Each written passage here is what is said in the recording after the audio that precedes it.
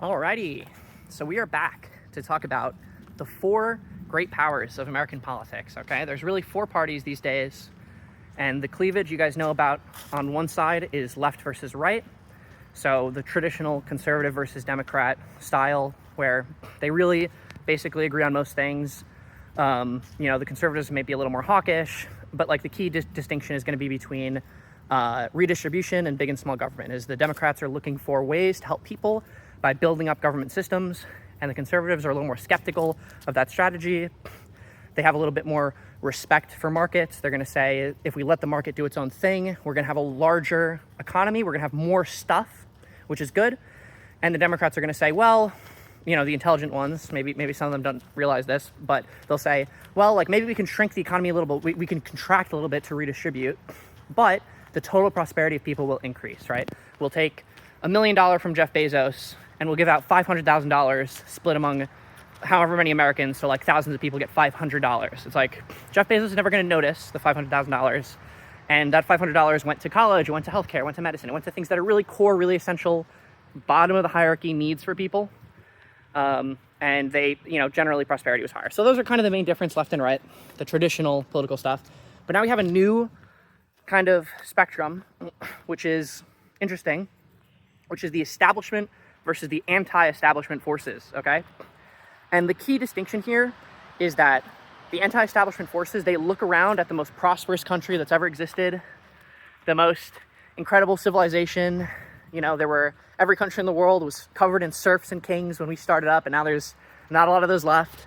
Prosperity everywhere, any metric you guys Google meat consumption, Google number of international vacations, number of flights, size of domiciles, number of people per domicile. Every single thing that you Google for prosperity is going to be up and to the right over time. Everything is getting better. We're doing great. We're the most prosperous society that's ever existed. And the anti-establishment forces are going to say, no, the numbers are all fake. The inflation is fake. Like, everything is way more expensive than you thought it was. Your grandparents, they didn't have phones or air conditioners or international vacations, but they had a small home and a car, and they weren't so stressed about things. There is a real problem that they're identifying, is like culturally, spiritually, there is like a collapse there, but it's very important that we notice that that's not, it could be government's problem, they're responsible for their people, but they're misidentifying the problem. They think that there's a prosperity issue, that we're mishandling money in the economy, we're not distributing it right, or we're not doing tariffs enough, right? So they think that every institution that's built the most prosperous society that's ever existed has failed completely, right? So that's like the anti-establishment side. We have two parties over here. We have the maggots, the cult of those guys. And, you see this in 2020, is they say, well, why do we trust Donald Trump? Why do we know that he's our guy? Well, we know that all politicians are evil. And Donald Trump says it out loud. He doesn't pretend that he's not evil. He doesn't pretend that he's such a nice guy. Of course he's an asshole, but he is honest about it, All these other politicians, they're lying. The fact that he's honest about how evil he is, that's how we know that he's good. The courts, who, struck down every single lawsuit related to the 2020 election fraud case, those guys are all corrupt. Trump-appointed court, Supreme Court, Trump majority, rules in favor of Trump all the time. Those guys are all evil, all corrupt.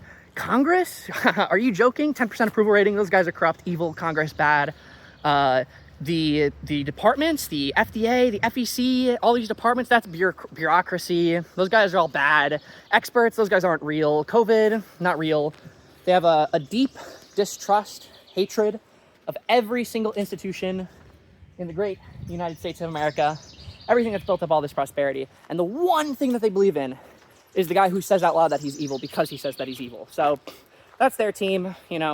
Shouldn't be too much of a surprise that their policy platform is going to be a little wackier, a little less coherent, a little crazier, zanier, because it's a fallen state. They're kind of completely lost. There's no ideology. It's not even accurate to put them in the right anti-establishment. They're just pure anti-establishment. Donald Trump is pro price caps on drugs. That's a radical left-wing policy. It's extremist anti-establishment, whatever. It's just a very bizarre coalition that they have, and hopefully it falls apart when Trump hopefully leaves office. And then the other group that we have, which is on the rise now, is the anti-establishment left. A good way to differentiate between pragmatists who, or in the pro-institution, pro-establishment group. And radicals is if you have a tool and you say this tool serves this goal, right? So let's say we talked about in another video, minimum wage, rent control, and redistribution. The radical will say, well, that tool claims to service my goal. That means it must be good, because everything that claims to service my goal must be good. I'm not interested in math. I'm not interested in crunching numbers. I'm not interested in thinking too much. If it claims to service my goal, then it is 100% A-okay with me. So a good way to differentiate between a radical and a pragmatist is whether or not they are able to differentiate between the different tools available to them. Pragmatists will look at the tools and they will pick the best tool for the job, and they will use that tool and they'll have a rational explanation. Maybe they sprinkle in another tool because in a niche circumstance, there's a specific scenario where that tool outperforms, right? So, you know, they take the plethora of policy platform options that are available for them and they'll pick the best ones. And radicals will just complain about price gouging, which, like TLDR, every corporation is gonna, everything you've ever bought in your entire life has been sold to you at the highest possible price that the person selling it could get. Price gouging is not a real thing. It just doesn't exist. We can talk about it in another video. So, yeah, those are the four big parties. Vote Democrat to the TLDR, and don't be too harsh on the neocons. Okay, they're losing their way for sure as their party collapses. There's very few people left there, but not really their fault. Maggots probably beyond redemption. Don't try to appeal to them. And then lefties, okay, those guys, they're just liberals in waiting. Okay, give them 10 years, 15 years. They're going to try out some wacky policies. They're going to be like, wait a second, this shit doesn't work. Let's just do like normal Democrat stuff. So be nice to them. Like fundamentally, their heart's in the right place. They're trying to create equity. They're trying to make things better for everyone.